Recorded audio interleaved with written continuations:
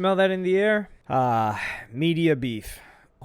Who doesn't love it? And more recently, DJ Vlad went on one of his quips on Twitter X, where I feel like 9 to 12 months, DJ Vlad decides to take aim and say, F this guy or F this girl, I'm going at him. He did it to Saweetie, finding out that it wasn't Saweetie that didn't book an interview with him, and he talked about her album sales. He did it with a couple of other people, very few. Vlad doesn't have many people that he hates, but now he's going at, dare I say, a radio legend. And he says, for all the up-and-coming hip-hop media outlets, look at Peter Rosenberg for what not to do. Same dead-end, low-paying radio job for 20 years. Never got a promotion. In fact, he got demoted when Ebro took the main position on the Hot 97 morning show. Spent 18 years uploading to his YouTube channel to only have 50,000 followers. Most of the videos he drops gets less than 1,000 views. Hated on every new media person who came in the game. Formed no relationships with any of us. Will ultimately retire broke and bitter. And then he posts Rosenberg Radio, which has 53,000 subscribers. Only 356 videos for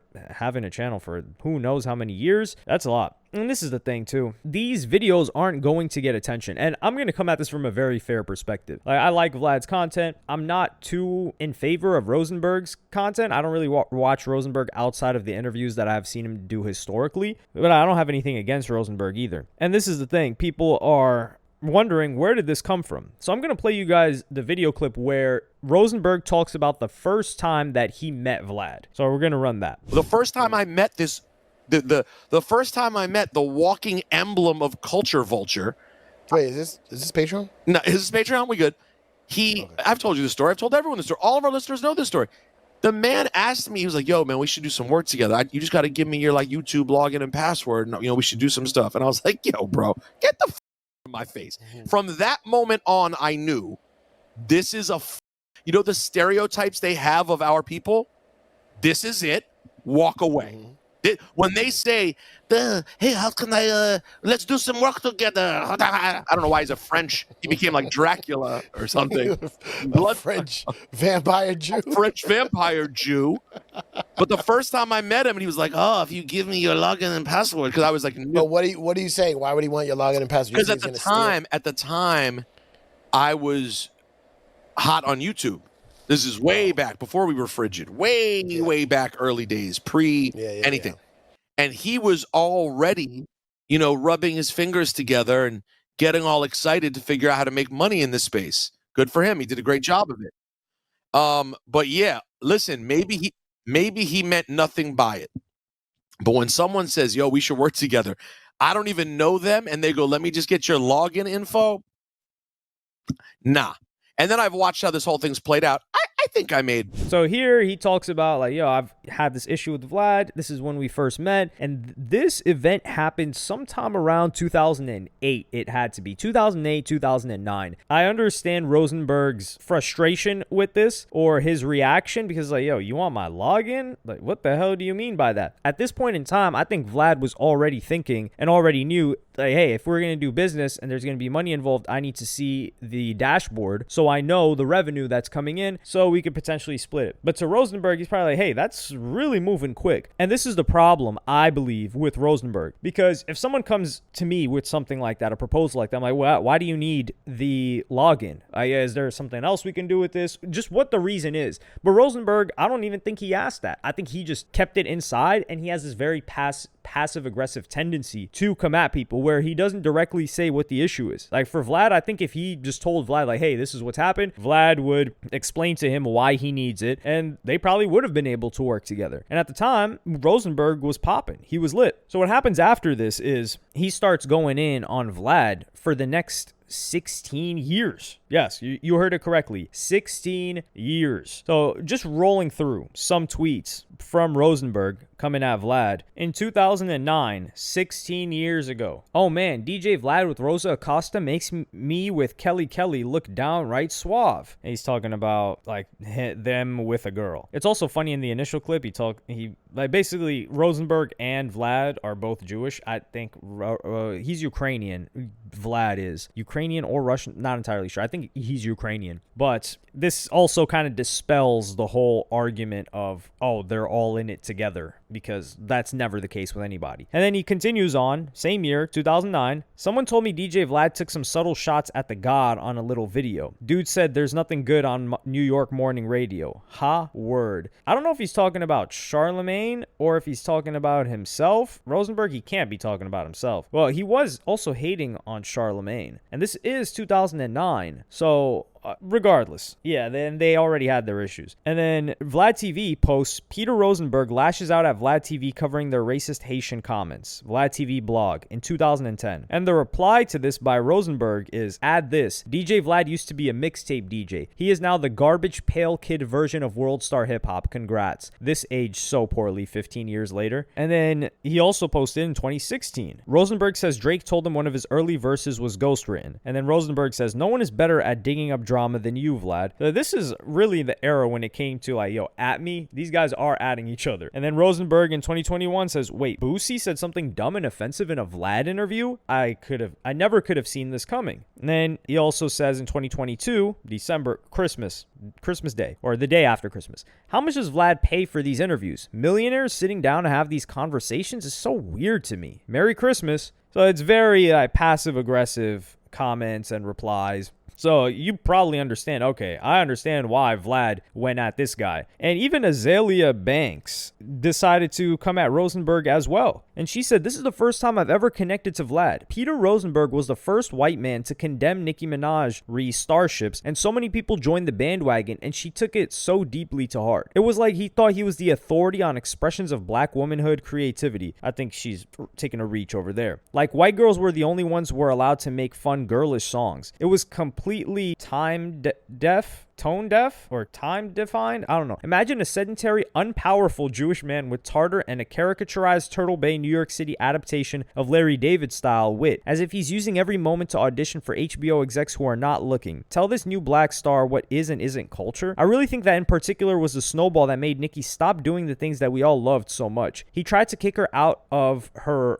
rightful have fun and place limits on what her womanhood should afford her. And Rosenberg replied to the DJ Vlad tweet and said, oh snap, someone just sent this to me during commercial at First Take. Glad you're exploiting people on YouTube. Stuff is going well, man. And this is the problem. What does exploiting people on YouTube mean? Rosenberg has a job with WWE, ESPN, Hot 97, and is doing all these other things. Is he being exploited by these companies? Because he's being paid to be on there. Vlad is sometimes, I don't know, I think he's still paying people to be on his platform. So what does it mean by exploiting? This one clip where Rosenberg is talking to the DJ, Bootleg Kev, is what really irked me to another level and gives more credence to the valid claim by Vlad that Rosenberg is just hating on every outlet that's come after him. So I'm gonna play that clip for you guys right now. Did you see the meme that they posted on Twitter, and it was me and you and Adam22 and Vlad?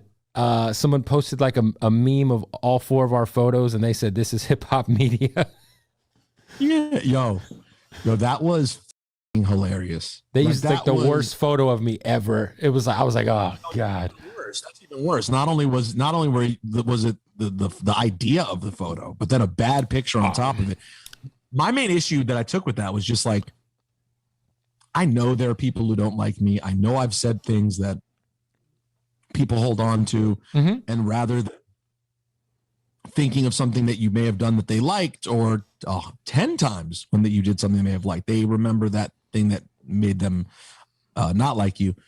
But like, it was just such a lazy assessment, yo. Like that was just, of course. Listen, I'll take you and I being thrown in a category together because there are actually legitimate similarities you could point to. Right. Where are you? And I don't know what their relationships are, so I don't want to put you in a bad spot. But where you get to comparing us to Adam22 and Vlad, and I get Adam22 and Vlad going together because they get people to say some semi-incriminating, crazy shit. Like I get the whole op thing.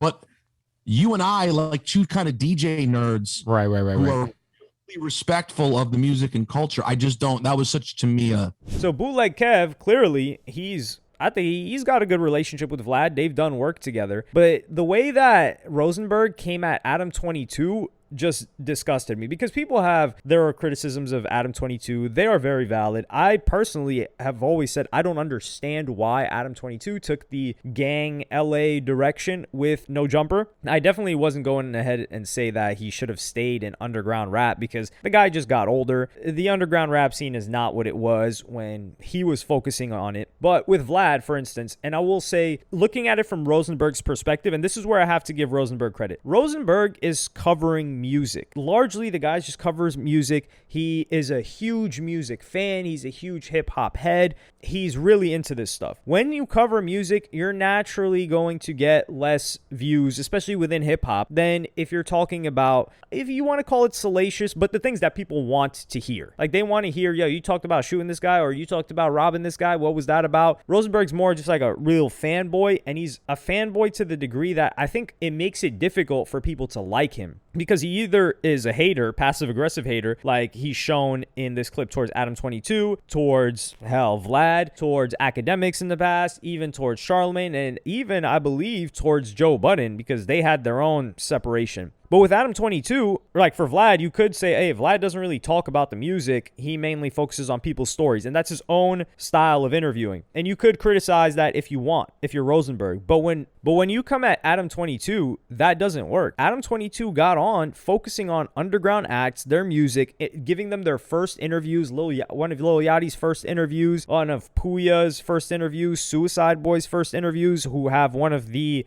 most valuable catalogs in hip-hop right now, one of the most lucrative generating catalogs as a whole. XXXTentacion's first interview, he's touched and worked with so many artists in that era that have gone on to become legends. Some of them passed away. Some of them, their only and most valuable interview being on that platform, and these people are dead. So he was heavily focused on an entire generation of music. No Jumper was. So for you to just like kind of toss that to the side, like, yeah, I don't even want to be next to these guys. What do you mean? What have you done, really? And he did that independently as somebody that previously had like a BMX outlet. So he kind of just was really into this music scene, dove into it kind of like he did with poker and other things, and brought it to the forefront and was the hub of an entire generation. So to just try to down that because you may not like whatever aspect of him or what he does, I think it's just gross, and it's grimy, and it's dirty, and it just says a lot about your character. Now, the thing is too, with Rosenberg, he had the OG podcast. So he talked about it. For example, in February of 2024, Rosenberg says 9 years ago today was the recording of the first episode of what would become the Joe Budden podcast. A couple of weeks beforehand, we got together on my old spot on 96th Street to brainstorm. The rest is history, at Marissa Mendez. And then,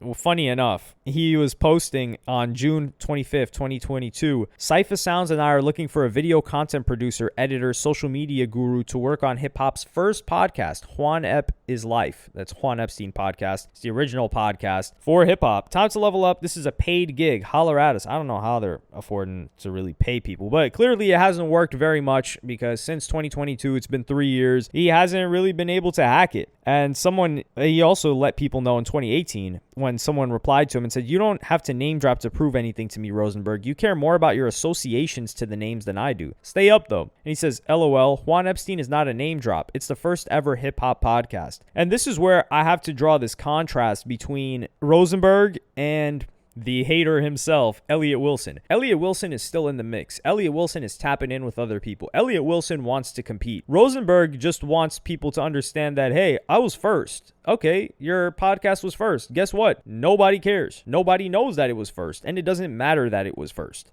And whilst I'm not going to say his gripes with Vlad are wrong or right, that's their own personal issues, and I could see why a lot of people hate Vlad. I personally don't. But I will say that there are far less people that like Rosenberg than that like Vlad. And it's because Rosenberg, the way he purports himself, either he's a D-rider who people are not going to mess with, even if he's D-riding them. Like, for example, like Kendrick Lamar, he was like all over him. Kendrick Lamar doesn't really mess with Paul Rosenberg or Peter Rosenberg. Do you think he's like, yo, Rosenberg's my guy, or, you know, I really appreciate him? It's probably the conversation after that is like, they're cordial with him. They like the fact that he's a super fan of them, but they don't find him cool. They don't really respect him. And that's the thing. I don't think Rosenberg has respect from a lot of different artists that he may even have praise for. And whilst Vlad may not be liked by many of these rappers or artists, I do think they respect him or even just watch his content. But if you're watching the guy's content, you clearly have a degree of respect for the work he's putting out. The thing with Rosenberg, they're not even watching his stuff. And